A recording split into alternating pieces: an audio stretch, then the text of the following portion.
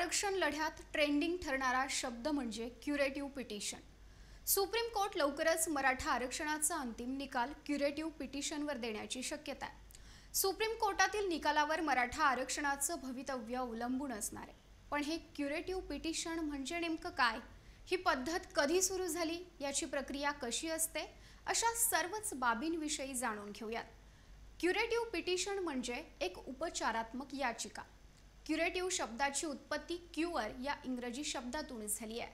Cure म्हणजे उपचार। एखादा खटला सत्र न्यायालय, उच्च न्यायालय, सर्वोच्च न्यायालयापर्यंत जाऊन पोहोचतो। मात्र याचिकाकर्त्याला सर्वोच्च न्यायालयामध्ये सुद्धा न्याय मिळाला नाही तर त्याने काय करावं असा प्रश्न अनेकांना पडतो। काही प्रकरणात सर्वोच्च न्यायालयानंतर अखेर राष्ट्रपतींकडे दया याचिका केली जाते।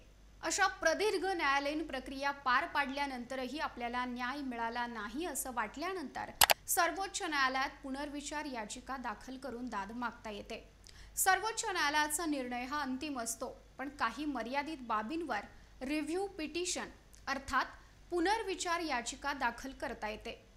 पुनर्विचार याचिका ही फेटाळली गेल्यानंतर क्युरेटिव्ह पिटिशन म्हणजे दोष निवारक याचिका दाखल करता येते। ही तरतूद बहुतेकांना माहीत नाही। आता महत्त्वाचा मुद्दा म्हणजे ही पद्धत सुरू कधी झाली।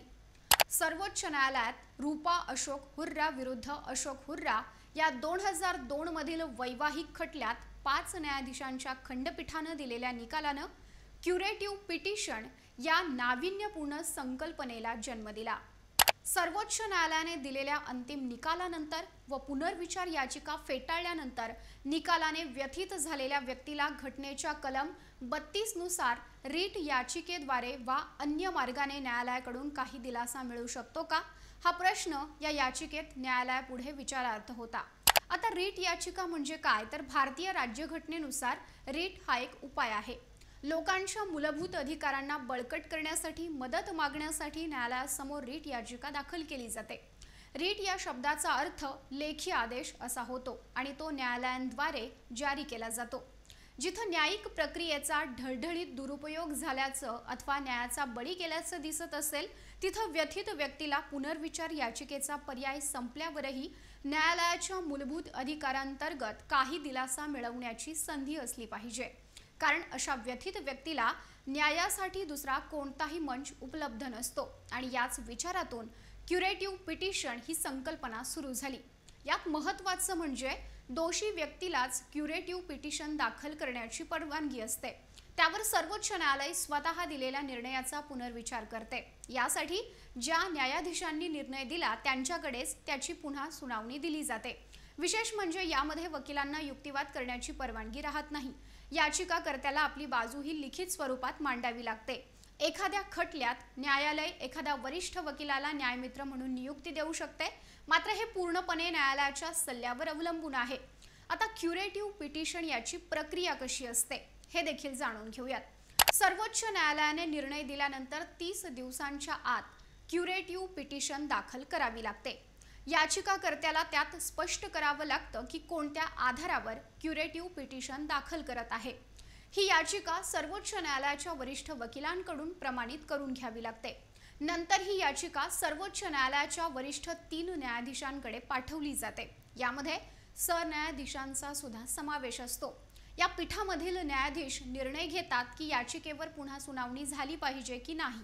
क्युरेटिव्ह पिटिशनवरील सुनावणी ही सामान्यतः न्यायाधीशांच्या चेंबरमध्येच होते। याचिकाकर्त्यांनी आग्रह केला तर खुल्या कोर्टामध्ये सुद्धा ती घेतली जाऊ शकते। सर्वात महत्त्वाचं म्हणजे एकदा क्युरेटिव्ह पिटिशनवर निकाल दिल्यानंतर त्यावर दाद मागण्याचे सगळे मार्ग बंद होतात।